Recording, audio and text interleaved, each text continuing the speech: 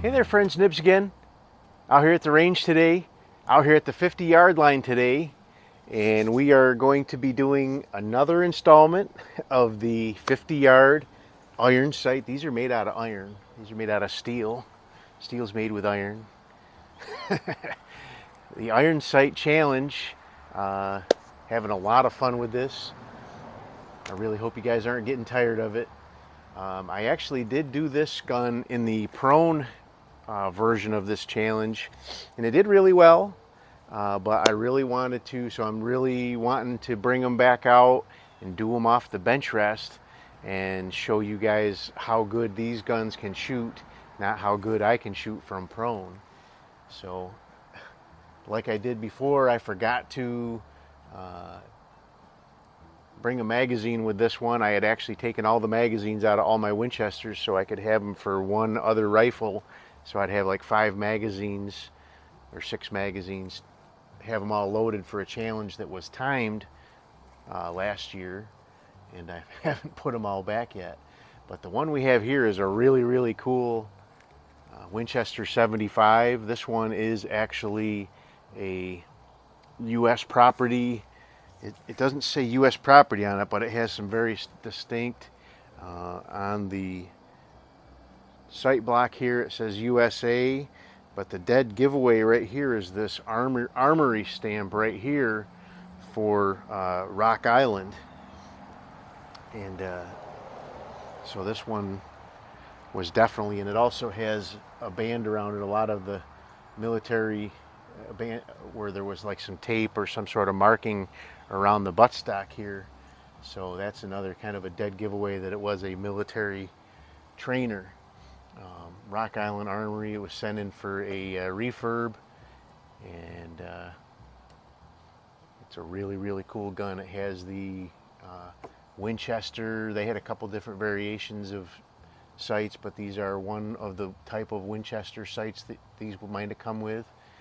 Some of them came with Redfield, some of them came with no sights, and you'd have to put your own on. But this is I don't know the designation of this sight. It has a globe up front, which I do believe is a Winchester proprietary globe. It does fit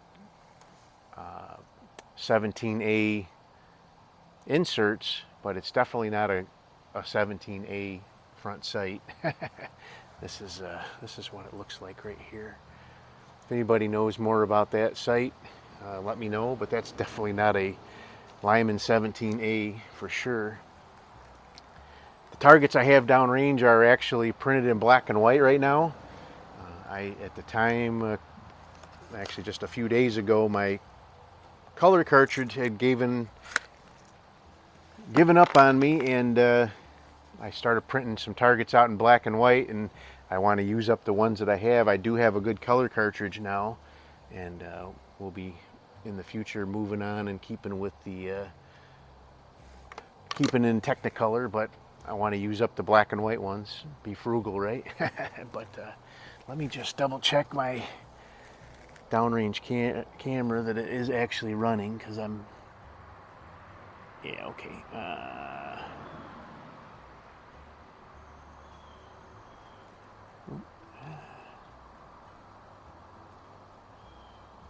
There we go. Yeah, it is running. Okay.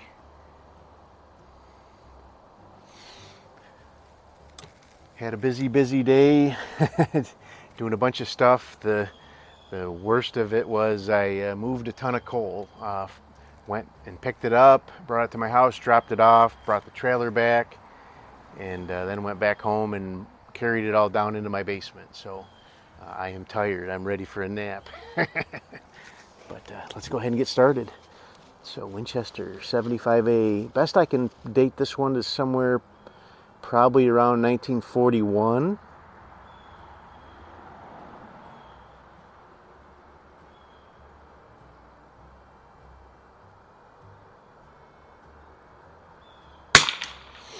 This one does every once in a while. I haven't shot it in a little bit, so it does have a tendency to have like a cold bore flyer, but that looks pretty good. It's a 9.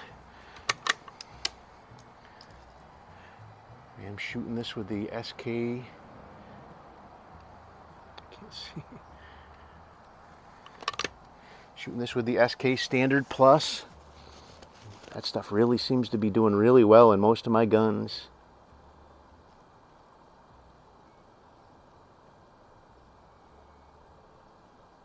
All right, another 9.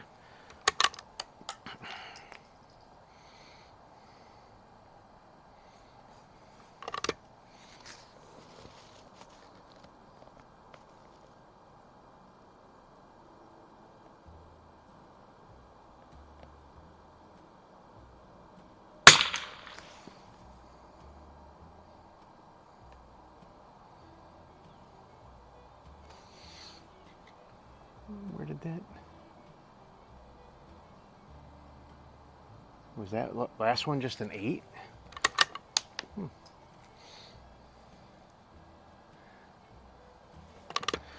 At this point, I kind of almost usually write off the first target as a practice and sight-in target.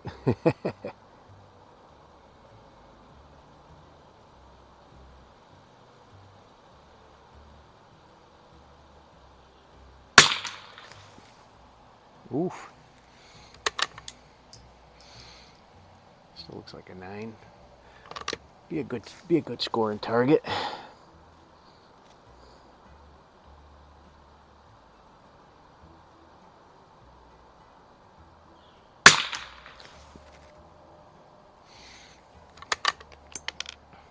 This aperture in the back here is just a little bit bigger than I would like to have. I'd like to have just a little tighter aperture in the back. Imagine I could probably find one if I looked around, and have to figure out what the thread pattern is on the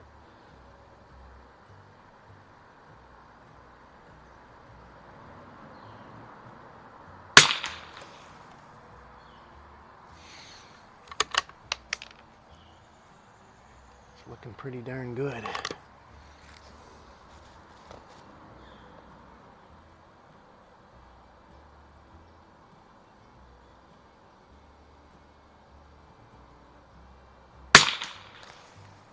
There we go.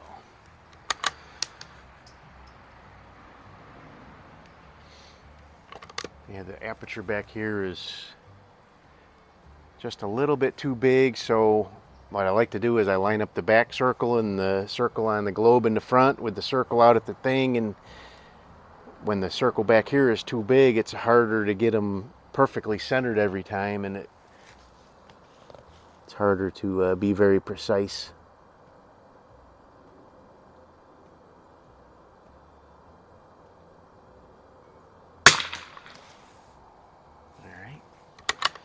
Now we're starting to get some 10s.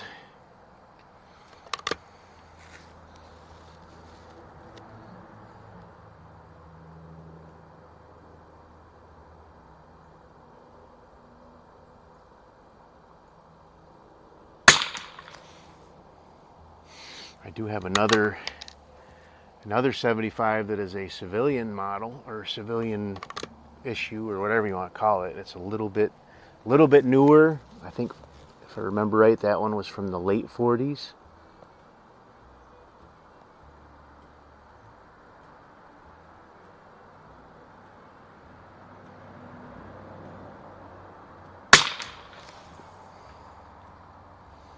I'm not sure where. Ooh, looked like that one was an 8. Yikes.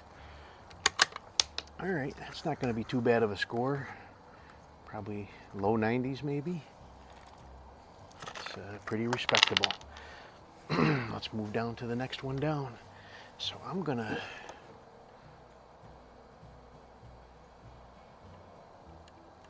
because I was doing a little Kentucky windage there.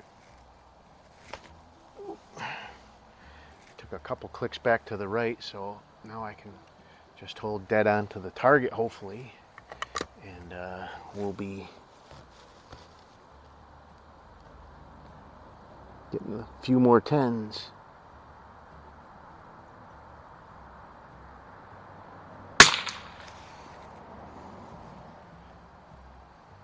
Like that. Very nice.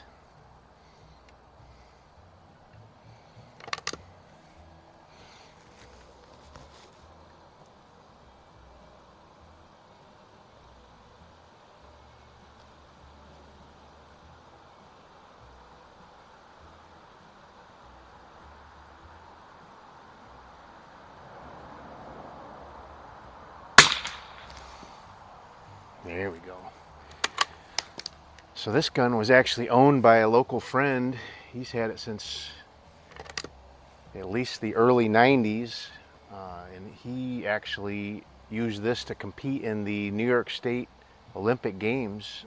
I'm not sure what the actual competition was, but he had a couple of New York State game stickers on this.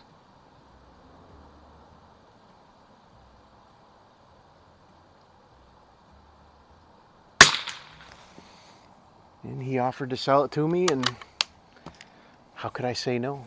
I took the stickers off just because it didn't really match with the gun, but I think it's some pretty cool history for it. He did pretty well from what I understand, shooting it in the games as well.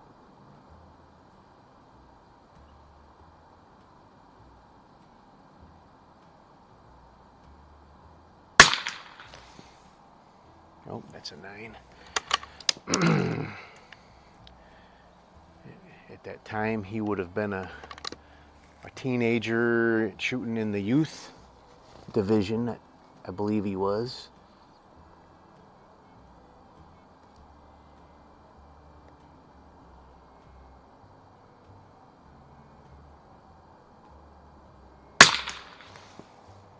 Ah, come on. He's doing so good. But he's, I think, about 15 or so years younger than I am, so early 90s would have put him in his teens.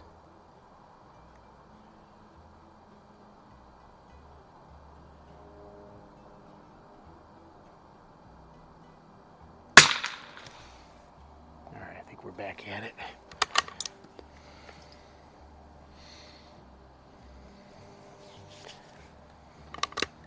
Starting to get pretty good at this iron sight thing.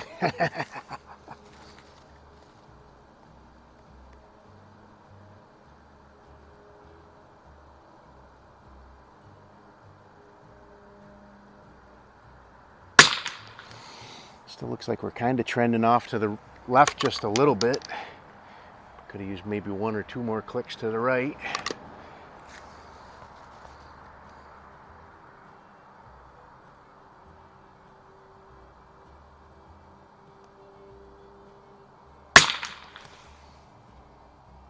Ooh, that was another 9, I think.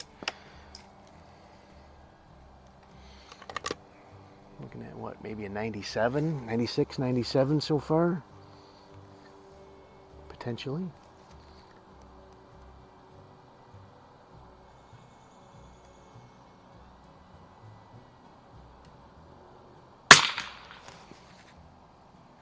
And this gun does not have a very nice trigger. I don't know if that was some sort of rule with because my other 75 has a really nice trigger, but I don't know if there was some sort of rule in the games. It could only be a couple pounds or heavier or whatever.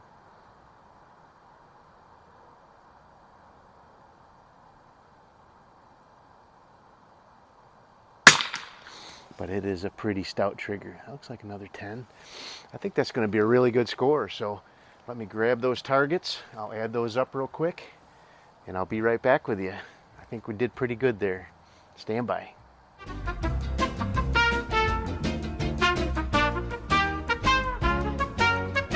Alrighty, I am back, and absolutely wonderful scores. I'm very, very pleased with this outcome on this one.